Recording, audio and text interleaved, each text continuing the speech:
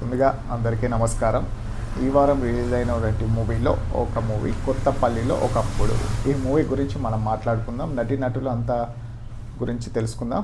మనోజ్ చంద్ర, Mounika T, Usha, Bonela, Ravindra, Vijay Banerjee, బొంగు సత్తి, మణి, ప్రేమ్ సాగర్. దర్శకురాలు వచ్చేసి ప్రవీణ పరుచూరి, నిర్మాతలు వచ్చేసి గోపాలకృష్ణ పరుచూరి, ప్రవీణ అండ్ పరుచూరి. సంగీతం వచ్చేసి మణిశర్మ, వరుణ్ ఉన్ని.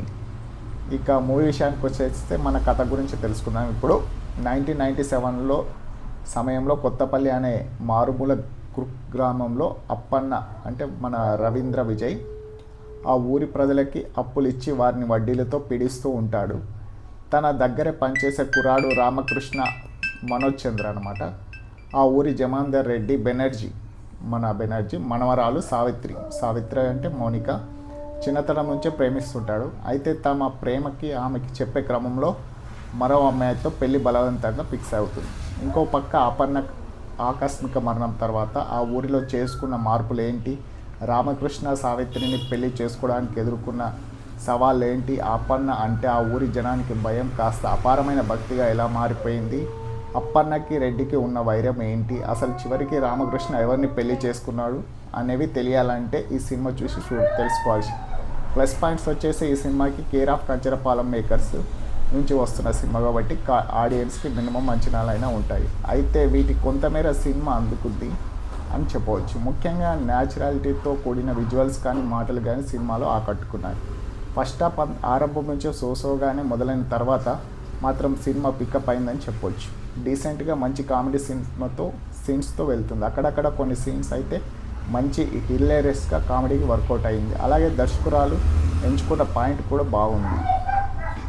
కథకి అనుగుణంగా తెరకెక్కించిన సన్నివేశాలు, ముఖ్యంగా సెకండ్ హాఫ్ ఎమోషనల్ సీన్స్ సహా చాలా థ్రిల్ మూమెంట్స్ ఉన్నాయి. ఇక నటీనటుల్లో డెబ్యూ నటులుగా బాగానే చేశారు. హీరో మనోజ్ చంద్ర ఉత్తరాంధ్ర మండలికంలో బాడీ లాంగ్వేజ్ లుక్స్తో ఆకట్టుకున్నాడు. తన కామెడీ టైం కూడా బాగానే ఉంది. అలాగే హీరోయిన్ కూడా తన పాత్రకు తగ్గ న్యాయం చేసిందని చెప్పొచ్చు. న్యాచురల్ లుక్స్తో మంచి నటన కనబడింది. ఇక సినిమా విషయానికి వస్తే బాబు మోహన్ బెనర్జీ కూడా తమ సీనియారిటీని చూపించారు.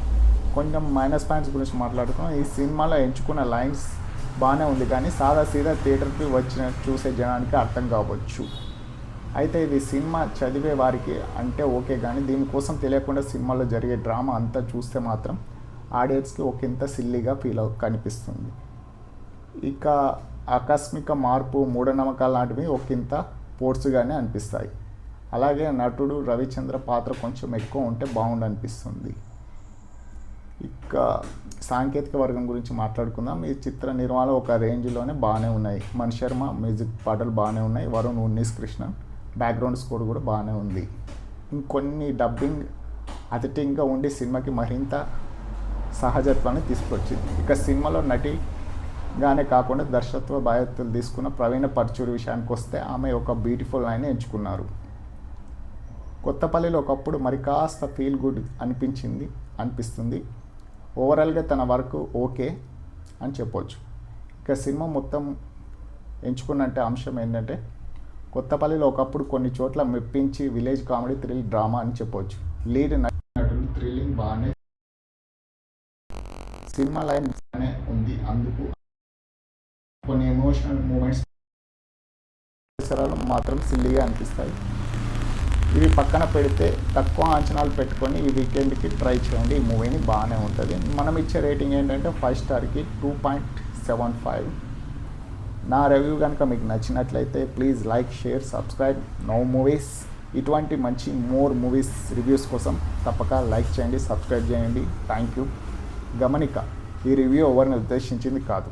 మనకు అందిన సాంకేతిక పరిజ్ఞానం ద్వారా మూవీ రివ్యూస్ చెప్పడం జరుగుతుంది. Thank you very much. Please subscribe.